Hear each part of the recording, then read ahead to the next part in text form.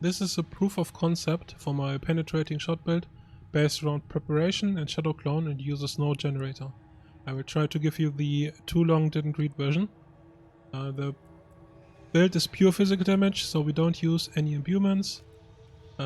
Mobility, and unstoppable.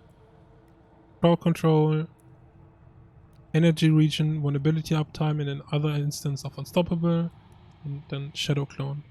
This is what the build revolves around and is further enhanced by no witnesses on the Paragon board. We want as much uptime as possible on shadow clone, which is why we play with preparation. In order for this build to actually work, we need 4 things that are mandatory and a debatable weapon. You want energy cost reduction on both your boots and your neck. You want cooldown reduction on your neck and your helmet. And then you need ravenous aspect and umbral aspect.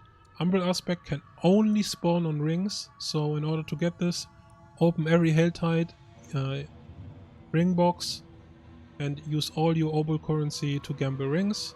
You want this at 4. 3 is probably playable, but you want this at 4. Then the debatable weapon is Skyhunter, usually in the combat point variant of penetrating shot.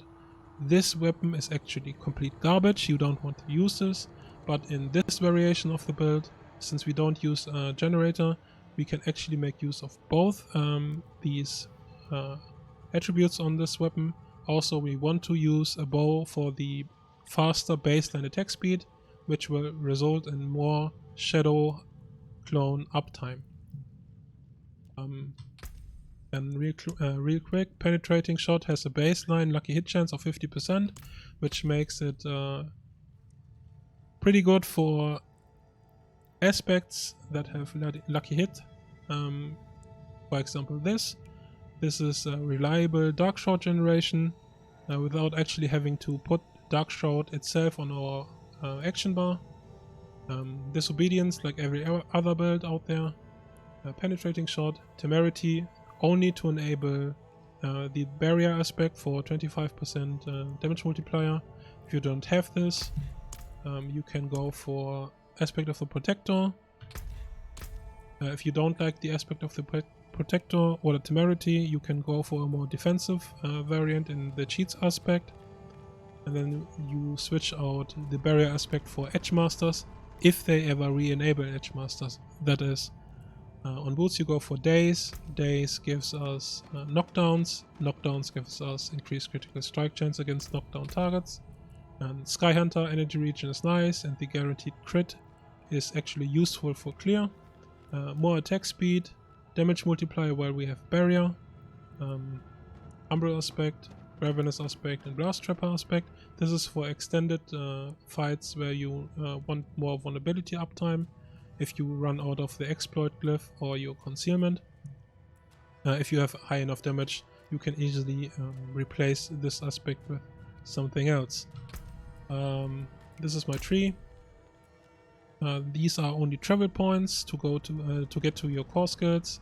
You need siphoning strikes for HP sustain, which is barrier generation, from temerity for your damage multiplier on your aspect on your weapon.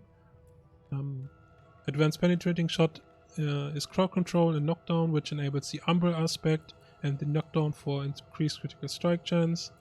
Movement speed, damage, increased critical strike chance on a shadow step target, increased critical strike damage on dash targets. This is quality of life. Energy regen, vulnerability uptime, more CC, damage. This is the travel point. You only care about these 2 points behind Dark Shroud, because you get Dark Shroud generation over the aspect. No imbuements at all. Shadow clone, energy regen, crit chance, more energy regen, movement speed, and the precision keystone. And on the Paragon board we go for Ranger in the starting board, no witness board with exploit, cheap shot board with combat, tricks of the trade board with chip, since we are a pure physical build, and on the exploit weakness board we go for control. And again, we play with preparation. That's pretty much all there is to say. What I have to mention is that this build is actually only good for open world content like Hell Tides, normal dungeons, and low to mid-tier nightmare dungeons. The biggest weakness of this build is extended single target combat. So stuff like mid-tier nightmare dungeons, the bosses in them are kinda questionable, as well as if you encounter the Butcher. It's actually in mid-tier dungeons a problem. You have to kite him into trash packs to actually have enough energy to kill him, or you switch to inner side. Up to you. Or maybe just ignore him. And that's about it. Here's some gameplay. I will leave the link in the description below for the Paragon board, the skill tree, and the aspects if you want to take a second look. Thanks for watching.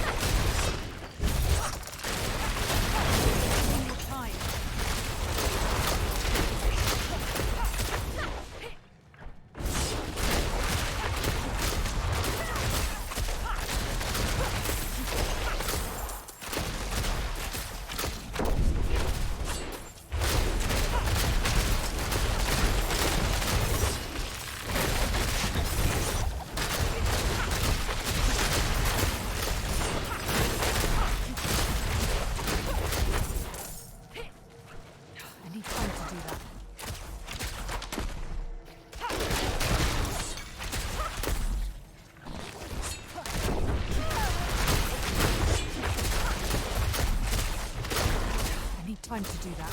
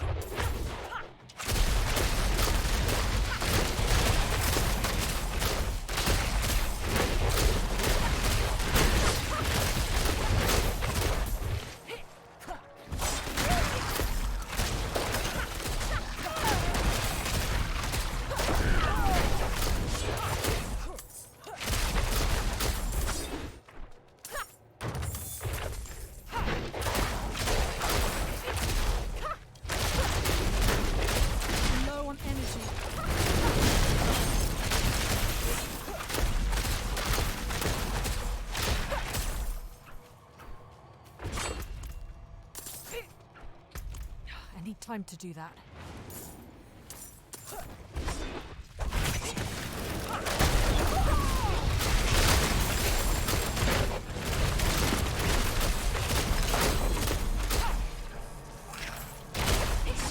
I'm not ready yet.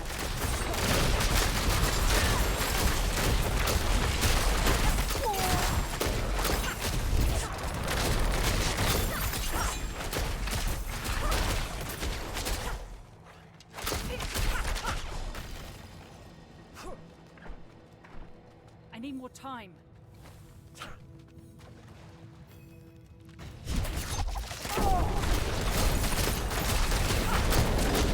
Don't have enough energy.